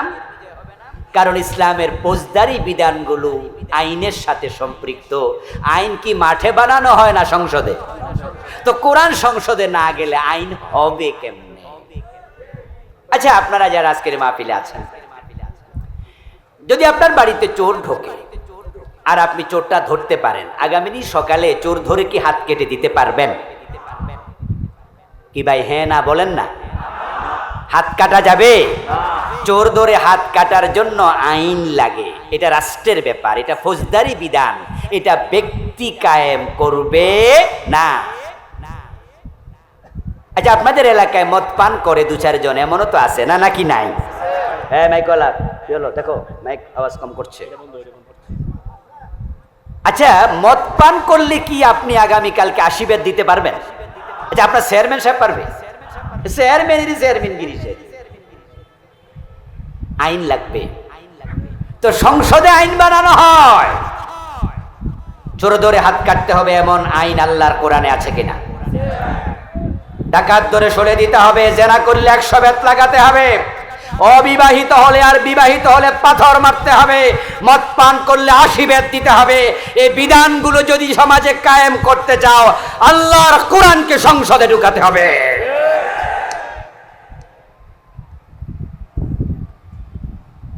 এই জন্য তো প্রিয় নবীজি যখন মক্কায় পারলেন না, হিজরতের পথে তিনি আল্লাহর কাছে রাষ্ট্র ক্ষমতা চাইয়া দোয়া করলেন। আল্লাহর হাবিব সাল্লাল্লাহু আলাইহি ওয়াসাল্লাম মক্কায় পারলেন না, মদিনার দিকে রওনা দিলেন হিজরত করে। যাওয়ার পথে মনে মনে ভাবছেন, মদিনায় যাইয়া যদি দেখি মদিনার সংসদে আরেক আবু জেহেল বসে আছে, আমাকে ঢুকতে দেয় না, কোরআন নিয়া হিজরত করে লাভটা কি? প্রিয় নবীজি মনে মনে ভাবছেন যে হিজরত করে কি লাভ হবে, যদি মদিনায় গিয়ে দেখি কোরআন সংসদে ঢুকতে পারছি না নিয়ে আবার সমস্যা। আল্লাহর হাবিবের হৃদয়ের দিকে তাকিয়ে আমার রব কোরআনের আয়াত নাজিল করলেন, অকর রব্বি আদখিলনি মুদখালা সিদকিন ওয়া আখরিজনি মুখরাজা সিদকিন ওয়াজআলনি মিন লাদুনকা সুলতানান। ও নবী, আপনি বলুন, হে আল্লাহ, আপনি উত্তম ভাবে আমাকে মদিনা থেকে মক্কা থেকে বের করে নেন, উত্তম ভাবে মদিনায় প্রবেশ করার সুযোগ দেন, এবং আপনার পক্ষ থেকেই আমাকে রাষ্ট্র ক্ষমতা দিয়ে সহযোগিতা করুন। এই দোয়া আল্লাহ রাসূলকে শিখালেন এবং বললেন, ওয়া কুল, আপনি বলুন, মানে আপনি দোয়া করেন আমার কাছে। আপনাদের কাছে একটু জানবো, যারা জানেন জবাব দিয়েন তো, ক্ষমতার মালিক আসলে কে? ক্ষমতা কি দেয়? ক্ষমতা কি জনগণ দেয়? সকল ক্ষমতার মালিক জনগণ না আল্লাহ? ক্ষমতা ছিনায়া নেয় কে? এবার দেখা গেল না, দেখা গেল না, এরপরও কি ঈমান আসবে না? জনগণ সকল ক্ষমতার উৎস, এই কথা আর কোনোদিন বলা যাবে না। রাজি আছেন কিনা? জনগণের হাতে কিচ্ছু নাই। জনগণ ক্ষমতা দেয় না। আমরা তো দেখছি জনগণ রাতে ঘুমায় রয়েছে, তাহাজ্জুদের সময় ভোট শেষ হয়েছে কিনা? হয়েছে কিনা? এই যে এবারের আগের বারের নির্বাচন কখন হয়েছে? দিনে না রাতে? তো জনগণ কি কেন্দ্রে গেছিল? তো জনগণ ক্ষমতার উৎস হইল কেমন? বরং 150 আসনের বেশি জায়গাতে নির্বাচন হয় নাই, সিলেকশনে পাস, ক্ষমতা এসেছে এর আগের বার। তাহলে জনগণের হাতে ক্ষমতা থাকলো কোথায়? এসব ফাও কথা বলে ঈমান হারাবেন না। আন্নাল কুওয়াতা লিল্লাহি জামিআ, বলিল্লাহুম্মা মালিকাল মুলক তাবারাকাল্লাযী বিয়াদিহিল মুলক, লব্বাইক আল্লাহুম্মা লব্বাইক লব্বাইক লব্বাইক কইতে কইতে ওয়ালাকা ইন্নাল হামদা ওয়ান নি'মাতা লাকা ওয়াল মুলক। সব জায়গায় রাসূল কইতেছে, আল্লাহ কইতেছে রাজত্ব আমার, ক্ষমতা আমার। আর বাংলাদেশের সংবিধানে ঢুকাইছে জনগণ নাকি সকল ক্ষমতার উৎস। এমন সংবিধান দেশে বানাইছে ডক্টর কামাল মিয়ারা, যে সংবিধানে শিরক প্রমোট করে, কুফর প্রমোট। বিশ্বাস করলে ঈমান চলবে। জনগণ ক্ষমতা দেয় না, এটা আমরা রাতের নির্বাচনে বুঝছি যে হ্যাঁ আসলে ক্ষমতা আমরা হাতে আর নাই। এখনকার যাদের বয়স 30-32 তারা ভোট দিছে কয়বার? কেন্দ্র তো যায় না। 18 বছর বয়সে ভোটার হয়েছে না? তো গত 16 বছর 15 বছরে ভোট হয়েছিনি, ভোট দিত। তার হাতে ক্ষমতা কই? প্রমাণ হলো জনগণের হাতে ক্ষমতা নাই। 5ই আগস্ট সরকার যখন পলাইলো, পাবলিকে কয় নাই পলাইতে, আমি এটা বারবার শুরু থেকে বলেছি, এরা নিজেরা পলাইছে। তাহলে বোঝা গেল ক্ষমতা আসলে সিনায়া কে নিজে, পাবলিকে নেয় নাই, নিচে আল্লাহ। এজন্য আল্লাহ রাসূলকে আল্লাহ বলে, ও প্রিয় নবী, মদিনা হিজরত করতেছেন, ওখানে যদি সংসদে কোরআন নিয়ে ঢুকতে না পারেন, কোরআনের বিজয় তো হবে না। তাহলে ক্ষমতা আমার কাছে চান, ক্ষমতা দেয়ার মালিক কে? ওয়াজআললি মিন লাদুনকা সুলতানান নাসীরা। সুলতান রাষ্ট্রপ্রধানকে বলা হয়, সুলতানা রাজত্বকে বলা হয়। পৃথিবীর কিছু কিছু মুসলিম দেশে এখনো দেশের প্রধানকে সুলতান বলে, যেমন ওমানের রাজাকে তারা এখনো কি বলে? সুলতান বলে। যদিও বাংলাদেশে সুলতান মানুষের নাম আর কি, কিন্তু আসলে এটা একটা উপাধি, রাষ্ট্রপ্রধান। আমার রাসূল আল্লাহকে কয়, ওয়াজআললি মিন লাদুনকা সুলতানা, আপনি আমাকে রাজত্ব দেন, ক্ষমতা দেন। আমার রাসূল দোয়া করছে, ওই দোয়াটা কোরআনের আয়াত, আল্লাহর কোরআনে এটা আছে। আমার রাসূল যদি ক্ষমতা চায় ইসলামের বিজয়ের জন্য, তাহলে আপনি উম্মত হিসাবে এই দোয়া করছেন কয়দিন? নিজের প্রশ্ন করেন। এখানে অনেক আল্লাহর বান্দা আছে ইসলাম বিজয়ের জন্য জীবনে একদিনও দোয়া করে নাই, বরং ইসলাম বিজয়ের ওয়াজ যে আমি করতেছি, উল্টা এইটারে রাজনীতি মনে করতেছি। বরং হুজুর আইসে ওয়াজ করতে, উনি নামাজের ওয়াজ না করবো না, উনি জিকির আজকারে না কইব, কোরআন শরীফ পড়বো আমরা, এইটা না শিখাইব। উনি ইসলাম ক্ষমতা, এত রাজনীতি। দেখেন আপনার কনসেপ্ট আর ইসলামের কনসেপ্টে কি ব্যবধান। রাসূল বলে আমার ক্ষমতা দাও, আর ক্ষমতাকে আপনি রাজনীতি ভাবছেন। আর যদি ক্ষমতা রাজনীতি হয়, এই রাজনীতি করা ফরজ।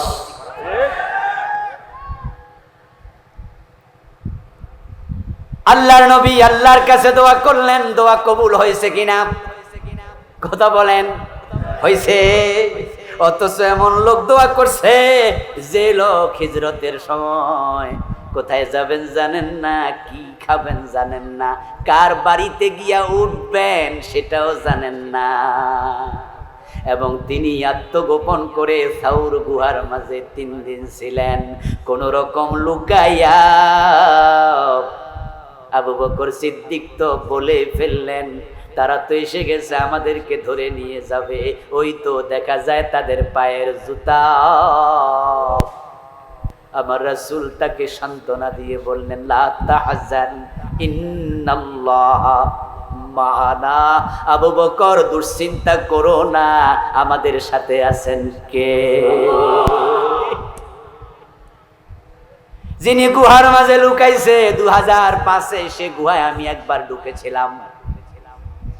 ও দোস্তরা, যারা ঢোকেন নাই তারা একটু শুনুন, ওই গুহাতে মাথা উঁচু করে বসার জায়গাটাও নেই। এত ছোট গুহা, আমি মাথা উঁচু করে বসতে পারিনি। দুজন একসাথে ঢোকা যায় না, তাই লাইন ধরে একজন একজন ঢুকেছি। আমি বারবার ভেবেছি আমার রাসূল সঙ্গী আবু বকরকে নিয়ে দুজন কত কষ্টে বসেছে, মাথা উঁচু করতে পারেন নাই, মাজায় কত ব্যথা জানি হয়েছে। আত্মগোপনকারী নবী মুহাম্মদ, খাওয়ার খাবার নাই, থাকার ঘর নাই, পরিধানের কাপড় নাই। উনি বলে কিনা আমার রাষ্ট্র ক্ষমতা দাও। আল্লাহ চাইলে পারে। আল্লাহ আমার নবীর দোয়া কবুল করে ফেলেছেন। পথে থাকতেই মদিনায় পৌঁছতে দেরি, সবাই মিলে রাষ্ট্রপ্রধান বানাতে আর দেরি করে নাই। আমার প্রিয় রাসূল সাল্লাল্লাহু আলাইহি ওয়াসাল্লাম মদিনার রাষ্ট্রপ্রধান হয়ে গেলেন। মদিনায় তিনি ঢুকলেন, সবাই তাকে বরণ করে নিল তলা আল বাদরু আলাইনা বলে। তারপর মদিনার সংসদে কোরআন ঢুকলো। কোরআন ঢোকার পরে এখন মদিনার সংসদে চোর ধরে হাত কাটার আইন পাশ হয়ে গেল, ডাকাতি বন্ধ হয়ে গেল, চুরি বন্ধ হয়ে গেল, মদপান বন্ধ হয়ে গেল। ইসলাম বিজয় হলো। আস্তে আস্তে করে এতটা স্প্রেড করলো, বিস্তৃত হলো, ওমরের জামানায় ইসলাম মধ্য দুনিয়ায় পৌঁছে গেল। আমার প্রিয় নবী সাল্লাল্লাহু আলাইহি ওয়াসাল্লাম লক্ষ্য উদ্দেশ্য দ্বীনের বিজয়। তিনি দ্বীনের বিজয় পরিপূর্ণ করে দিলেন। উনার ইন্তেকালের সময় এই কোরআনের একটা আইন ছিল না যেটা বাস্তবায়ন হয় নাই। আর সেই কোরআনের কোনো আইনই বলা চলে বাংলাদেশে এখন নাই। ও দোস্তরা, রাসূলুল্লাহ সাল্লাল্লাহু আলাইহি সাল্লাম ইসলাম যখন বিজয় করে গেলেন, এখন সমাজটা 180 ডিগ্রি উল্টে গেল। আগে ছিল আইয়ামে জাহিলিয়া, এখন হয়ে গেল খায়রুল কুরুন। কোরআন যখন আসলো, ইসলাম যখন আসলো, ওই যুগ তাম দুনিয়ার মানুষের কাছে পরিচিত আইয়ামে জাহিলিয়া, তথা অজ্ঞতার যুগ, বর্বরতার যুগ, তমসার যুগ, অন্ধকার যুগ। কিন্তু আমার রাসূল যখন ইসলাম প্রতিষ্ঠিত করলেন, কোরআন যখন বিজয় হয়ে গেল, আল্লাহর নবী আবার বলতেছে, ও উম্মতেরা খায়রুল কুরুনি আর আমার যুগ এখন আর অন্ধকার যুগ নাই। আমার যুগ হচ্ছে পৃথিবীর সর্বশ্রেষ্ঠ যুগ। প্রিয় নবী প্রেসিডেন্ট হয়ে গেলেন, রাষ্ট্রপ্রধান হয়ে গেলেন। এবার আপনাদের কাছে জানতে চাইবো, বলুন যারা জানেন, রাসূল যখন 10 বছর মদিনা চালালেন, মন মতো না কোরআন মতো? মন মতো না কোরআন মতো? 53 বছরের বাংলাদেশ চলছে ব্রিটিশ আইন মতো না কোরআন মতো? ব্রিটিশরা আইন বানাইছে, ওরা কি মোমেন না মুশরিক? তো মুশরিকদের আইন মেনে আপনি মোমেন কই লোকেরা? আল্লাহর বক্তব্য তো উল্টা। আল্লাহর বক্তব্য হলো আমান লাম ইয়াহকুম বিমা আনজালাল্লাহ ফাউলাইকা হুমুল ফাসিকুন ওয়া মান লাম ইয়াহকুম বিমা আনজালাল্লাহ ফাউলাইকা হুমুজ জালিমুন ওয়া মান লাম ইয়াহকুম বিমা আনজালাল্লাহ ফাউলাইকা হুমুল কাফিরুন। যারা আমার নাজিল করা কোরআন দিয়া হুকুম ফয়সালা চালাবে না, ব্যক্তি রাষ্ট্র চালাবে না, সমাজ দেশ চালাবে না, তারা ফাসিক, তারা জালেম, তারা কাফের। এখন 53 বছরে কোরআন দিয়ে চলছে না হুকুম। সুতরাং এই বাংলাদেশের মানুষগুলো আমরা কেউ ফাসিক, কেউ জালেম, কেউ কাফের। আল্লাহর কথা মিথ্যা না। এখন এই ফিস থেকে, এই জুলম থেকে, এই কুফরি থেকে বাঁচতে হলে একটা রাস্তা খোলা আছে, সেটা হলো এখন কোরআনের আইনের পক্ষে আসতে হবে। কোরআনের পক্ষে আসতে রাজি আছেন না নাই? আমরা যদি রাজি হয়ে যাই, বিপ্লব কেউ ঠেকাতে পারবে না।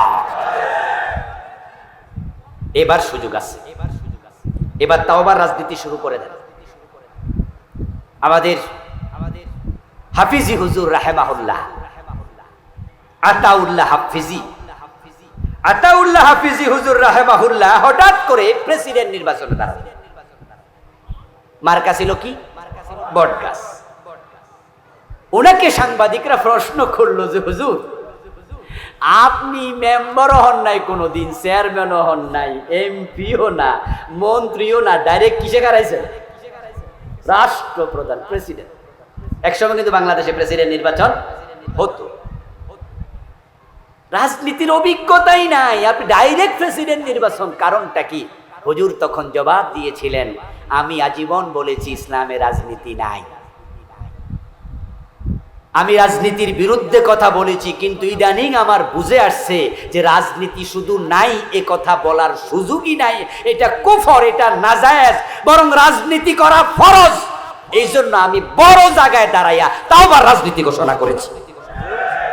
এটা আমার তাওবার রাজনীতি। এই 53 বছর কোরআন সারা দেশ চলছে, আল্লাহর শুকরিয়া। এবারের পরিবর্তন ডাইরেক্ট আল্লাহ করে দিয়েছে। এবং এবার যখন বিপ্লব হলো, বিপ্লবের পরে সংবিধানের অসংখ্য ধারা আপাতত স্থগিত অবস্থায় আছে, চলমান নেই, মুলতবি। প্রধানমন্ত্রীর সাথে সম্পৃক্ত সবগুলো ধারা মুলতবি, মন্ত্রী পরিষদের সাথে সম্পৃক্ত সবগুলো ধারা মুলতবি, 300 এমপির সাথে সম্পৃক্ত ধারাগুলো মুলতবি। আমরা যদি একমত হয়ে যাই 53 বছর ধরে চলে আসা ধর্মনিরপেক্ষ সংবিধান পুরাটা মুলতবি করে আমরা চাইলে ডাইরেক্ট আল্লাহর কোরআনকে সংবিধান বানানো যাবে।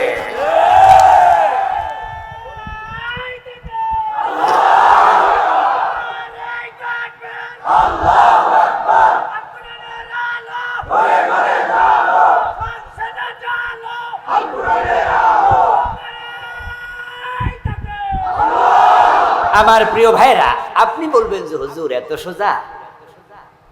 আসলে সোজা যে না এটা আমিও জানি, কারণ আমার সামনে যারা আজকে আসছেন নারে তাকবীর কইছেন, সবাই কি ইসলামের পক্ষে ভোট দিব? এখন মনটা মোটামুটি হালকা নরম টরম হয়েছে যে আসলে তো ইসলাম দরকার। কিন্তু বাড়িতে যাওয়ার পর ইবলিস এসে কইব যে বেডা তোর বাবা আজীবন সে দল করছে, তুই বুঝি ওই দল বাদ দিবি? এটা কি হয়? শয়তানের গুতা খাই আপনারা আবার লইরা যাবেন অনেকে, এটা আমিও বুঝি। এটা সোজা নয়, এটা কঠিন। আর আপনি ইসলামের পক্ষে যোগ দিয়া দেখেন, আপনি আমার সাথে একমত তখন হয়েছেন যে কোরআন দরকার। আপনি বাড়ি যায় বলেন না এখন থেকে আমি আর কোরআন ছাড়া অন্য দলের সাথে নাই, দেখবেন যে আপনি যে ইউনিয়নের সভাপতি, সেক্রেটারি, ফটো।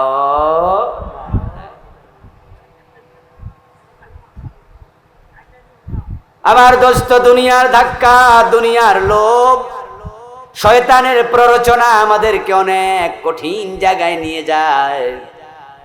আর কোরআনের পক্ষে যদি আপনি স্ট্রংলি থাকেন, তাহলে আপনি মাইর খাবেন, আপনি মামলা খাবেন। কোরআনের আন্দোলন করার কারণে আপনার চাকরি চলে যেতে পারে। কোরআনের আন্দোলন করার কারণে আপনাকে ফাঁসির রশি পর্যন্ত দেখানো হবে। কোরআনের আন্দোলন করা সহজ নয়, অনেক ঝুঁকি নিয়ে আন্দোলনটা করা লাগবে। এই দেশে কোরআন কায়েম হবে কিনা আমি জানি না, তবে নবী ঈসা যখন আসবেন, আল্লাহর নবী ভবিষ্যৎবাণী করে গেছেন তামাম দুনিয়াতে ইসলাম কায়েম হবে। পৃথিবীর 1 ইঞ্চি জায়গাও কালেমার পতাকা উঠবে না, এমন বাকি থাকবে না।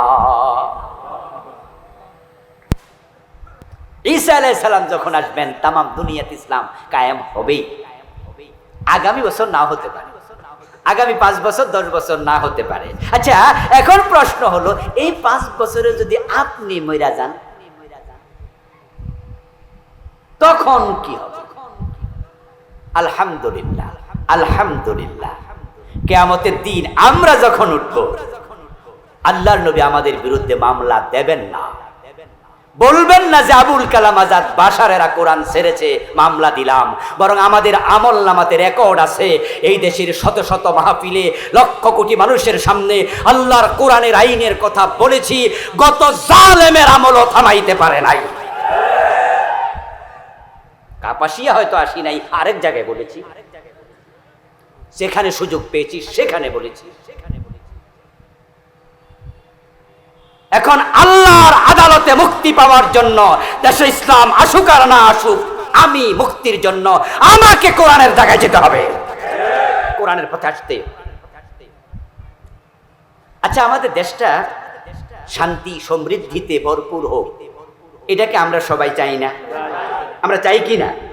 আচ্ছা, 53 বছরে ধর্মনিরপেক্ষ সংবিধান আমাদের কি শান্তি দিতে পেরেছে, সমৃদ্ধি দিতে পেরেছে?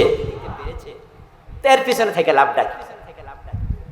কিন্তু আমার রাসূল মদিনার প্রেসিডেন্ট ছিলেন মাত্র কয় বছর? 10 বছর। আবু বকর সিদ্দিক ছিলেন রাসূলুল্লাহর পরে 2 বছর 3 মাসের। এই 12 বছর 3 মাস পরে হযরত ওমর হলেন মদিনার প্রেসিডেন্ট।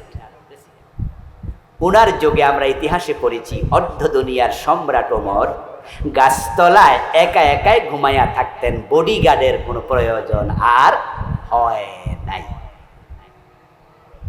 মাত্র 12.5 বছর 13 বছর ইসলাম কিভাবে জাহিলিয়ার যোগ উল্টাইয়া দিয়া শান্তি দিয়া ভরপুর করে দিয়েছে।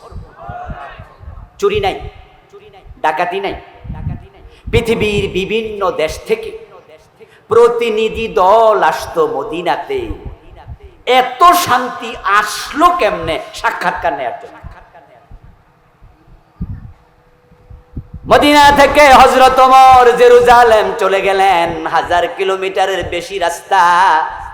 যাওয়ার সময় ওটের রশি টানার জন্য একজন চাকর ছাড়া, সাথে আর কোনো এসএসএফ নাই, ডিএসবি নাই, এনএসআই নাই, র্যাব নাই, পুলিশ নাই, বিজিবি নাই, কিচ্ছু নাই।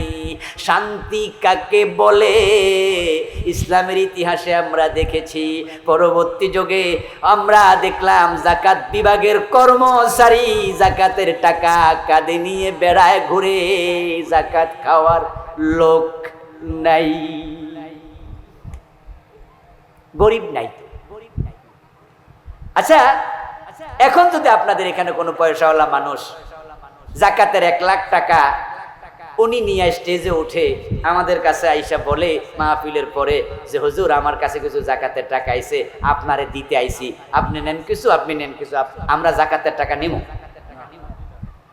আচ্ছা, যদি এমনি এসে হাদিয়া দে 10 টাকা 20 টাকা, ওটা কিন্তু নেব, কিন্তু জাকাতের কোটি টাকা নেব না, কারণ জাকাত খাওয়া আমার জন্য নিষেধ, আমি ধনী মানুষ।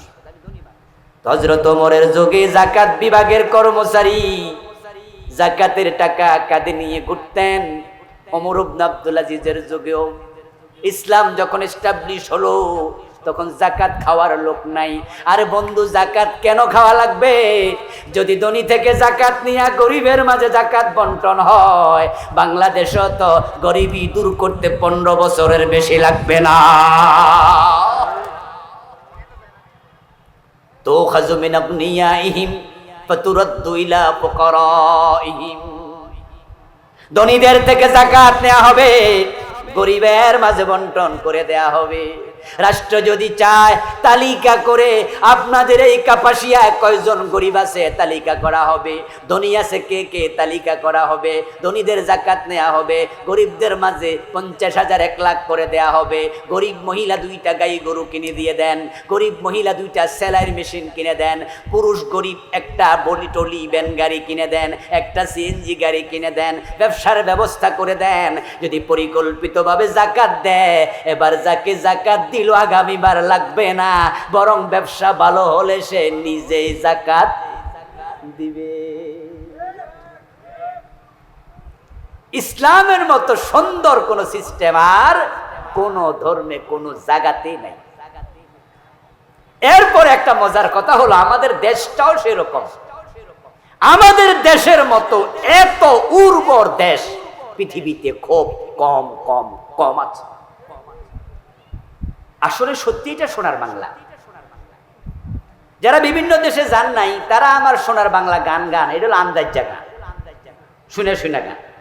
আপনি কম্পেয়ার করতে পারেননি আসলে এটা যে সোনার বাংলা। আল্লাহ আমাকে অনেকগুলো দেশে যাওয়ার সুযোগ দিয়েছে, আমি কম্পেয়ার করে দেখেছি যে আসলেও এমন দেশ। আপনারা যারা সৌদি আরবে গেছেন উমরা হজ, ইত্যাদির কারণে এই সংখ্যা এখানে অনেকে আছেন। সৌদি আরবে যে রাস্তার পাশে মাঝে মাঝে কিছু গাছ দেখতে পান, ওই গাছের কাছে যাইয়া দেখবেন গাছের তলায় পানির পাইপলাইন আছে। সকালে একবার পানি দেয়, বিকালে আর একবার দেয়। পানি না দিলে বেশি দিন বাঁচবে না। একটা গাছ টিকিয়ে রাখতে লাখ টাকা খরচ করা লাগে। আর সোনার বাংলা, সত্যি সোনার বাংলা, আম খাওয়ার পরে বিচি ফেলে দেয়, ওটা নিজে নিজে গাছ হয়ে আম ধরা শুরু করে দেয়।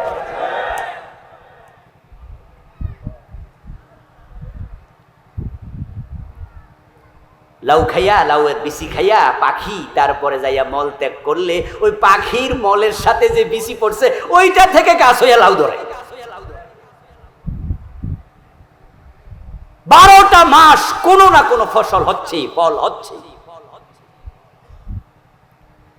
অথচ আমেরিকার মতো দেশ 3.5 থেকে 4 মাস, কখনো কখনো 5 মাস টানা বরফে ঢাকা থাকে। 2021 একবার গিয়েছিলাম, 10 দিনের সফর, বুঝার জন্য বলছি। মাত্র 10 দিনের সফর ছিল, নভেম্বর মাসে। 3-4 দিন পরে আমার মন চাইছে পলাইয়া চলে আসি।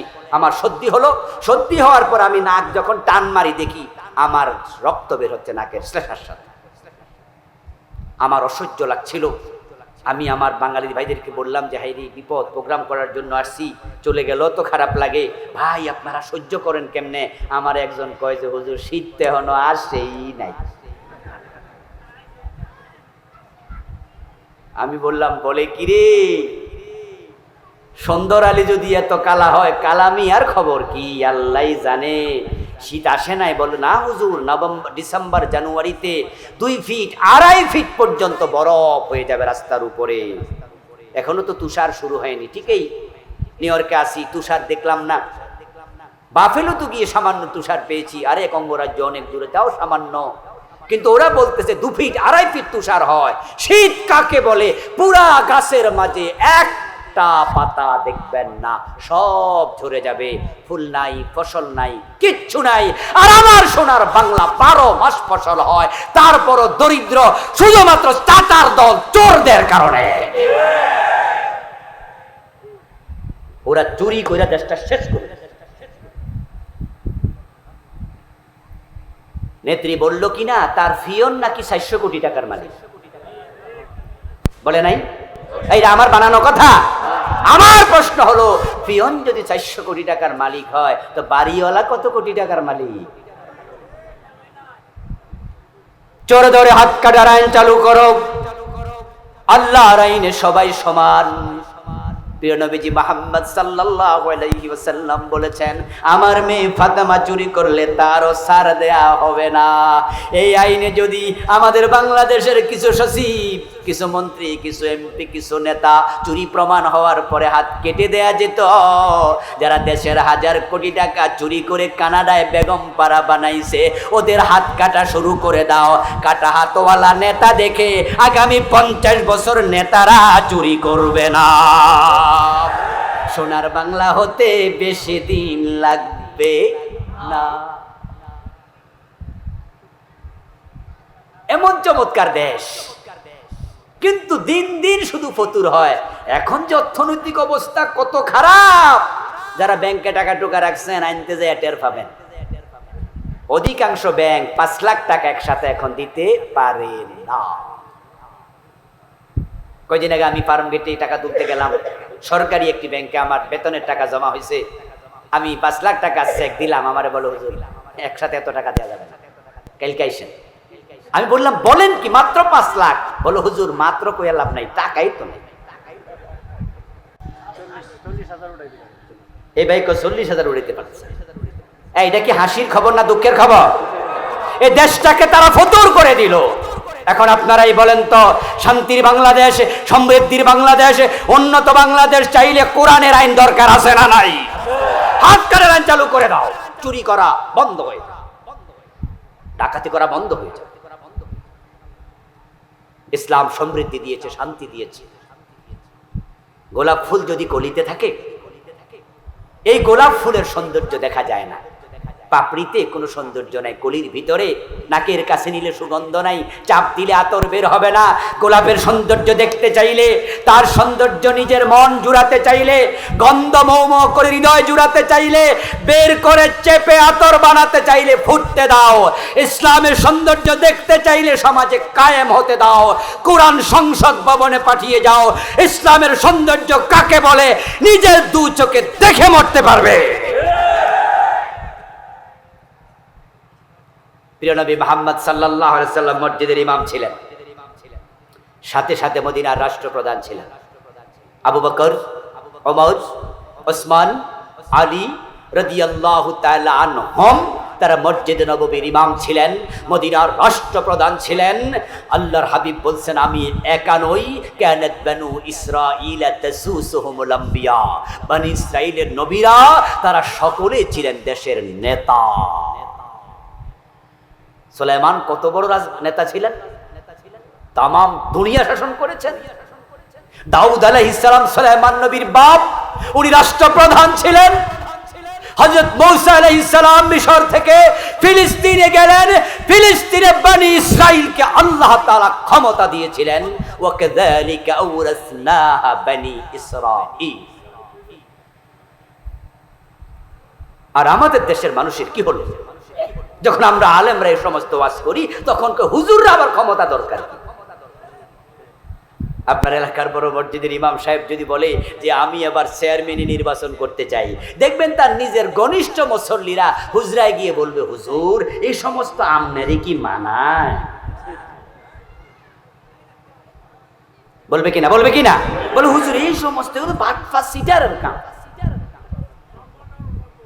ও বড় ভাইয়েরা, চেহার যদি আপনি বাটপারের হাতে ছেড়ে দেন, গাড়ির ড্রাইভিং সিটে যদি আপনি মদখোর মাতালকে বসিয়ে দেন, আপনি যত বড় আল্লাহর ওলি হন, সিটে বসে থাকলে গাড়ি যদি খালে যায় আপনারে নিয়েই যাবে। কুল্লামা হালাকা নবিয়্যুন খালাফাহু নবী। প্রিয় নবী সাল্লাল্লাহু আলাইহি সাল্লাম বলতেছেন, যখনই কোন নবী ইন্তেকাল করত তখনই আল্লাহ তার জায়গায় আরেক নবীকে পাঠিয়ে সমাজের নেতা বানিয়ে দিত। যিনি মসজিদের ইমাম হবেন তিনি সমাজেরও ইমাম হবেন। কিন্তু বড় পরিতাপ, ইসলামকে আমরা আলাদা করে ফেলেছি। সমাজের নেতা মসজিদে নামাজ পড়াতে পারে না, মসজিদের নেতা ইমাম সমাজে কোনো কাজে লাগে না। এটা ইসলামের চরিত্র নয়।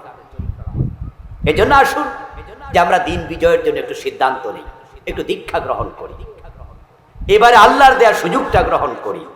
53 বছর চলে আসা এই ধর্মনিরপেক্ষ সংবিধানকে আমরা ছুঁড়ে ফেলে দিয়া আল্লাহর কোরআনকে সংবিধান বানানোর জন্য ঐক্যবদ্ধ যদি হয়ে যায়, বিশেষ করে আলেম ওলামাদের খেদমতে আমার বিনীত আরজ থাকবে, ইখতিলাফ ভুলে যান। আলেমরা এক হলে জালেমরা পালিয়ে যাবে। ইখতিলাফ আমরা করেছি, এটা ইসলামের বিউটি, ডাইভার্সিটি। কেউ জোরে আমিন বলবে, কেউ আস্তে আমিন বলবে। আমরা যখন দলিল চাই তখন জোরে আমিন ওয়ালারাও বলে হাদিসে আছে, আস্তে ওয়ালারাও বলে হাদিসে আছে। তাহলে হাদিস নিয়ে তো কোনো ইখতিলাফ নেই। এই ভাই আপনি বুকের উপর কেন হাত বাঁধলেন? বলে হাদিসে আছে। তা আপনি না বেন নিচে কেন বাঁধলেন? হাদিসে আছে। তাহলে ঘুরে ফিরে কোথায় ফিরি? বলে না কথা ভাইয়েরা, ঘুরে ফিরে কোথায় যাই? তাহলে আমি তো সেই কোরআন হাদিসের কথা বলছি। ইখতিলাফের জায়গায় ইখতিলাফ থাকুক না, কোরআন কায়েমের ব্যাপারে এক হয়ে যান না। আলেমরা এক হয়ে গেলে সাধারণ মানুষ দলে দলে আলেমদের সাথে এক হয়ে যাবে। নতুন স্লোগান শুরু হয়ে যাক না। এই 53 বছর আমরা অনেক দেখেছি, সব দল দেখা শেষ। আগামীর বাংলাদেশ ইসলামের বাংলাদেশ। রাজি আছেন? রাজি আছেন? রাসূলুল্লাহকে জীবনের সামনে নিয়ে যান, আদর্শ বানান। উনি আজকে বেঁচে থাকলে এই ডক্টর কামাল মিয়ার সংবিধান দিয়ে বাংলাদেশ চলতে দিতেন? রাসূল বেঁচে থাকলে কি আল্লাহর কোরআনকে কায়েম করতেন না? তা আপনি উম্মত, আপনার দায়িত্বটা কি? এই কাজ করতে করতে শহীদ হয়ে যান, এই কাজ করতে করতে মরে যান। আল্লাহর কাছে বলতে পারবেন, আল্লাহ তোমার কোরআনের জন্য। আর ইসলাম যদি বিজয়ী হয়ে যায়, নামাজের ওয়াজ আর করা লাগবে না। অনেক ওয়াজ নামাজের হয়েছে, কিন্তু ফজরের টাইমে মসজিদ পুরা না খালি।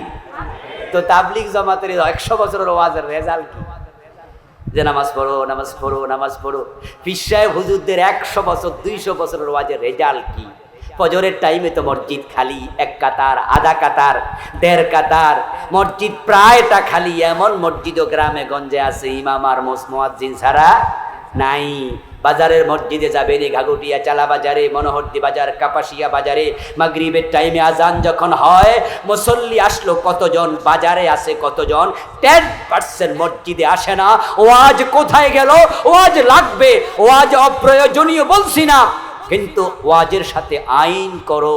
আল্লাহ বলেছে রাষ্ট্রপ্রধান যখন ইসলামী হবে, মাক্কান্নাহুম ফিল আরদি আকামুস সালাহ, আইন করে দাও না, আজানের পর্ব দোকান বন্ধ করতে হবে, না হয় লাইসেন্স বাতিল হবে।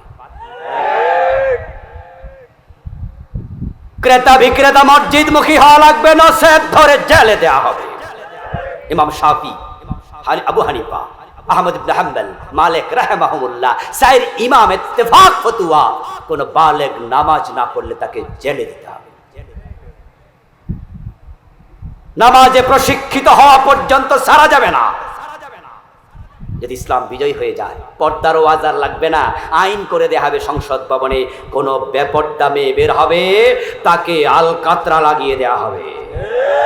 পেট দেখাবে, পেটে আলকাতরা লাগাই দাও। পিঠ দেখাবে, পিঠে আলকাতরা লাগাই দাও। 1 সপ্তাহ প্র্যাকটিস করো, ঠেলার নাম বাবাজি, সোজা হয়ে যাবে তারের মতো, ওয়াজ করা লাগবে না।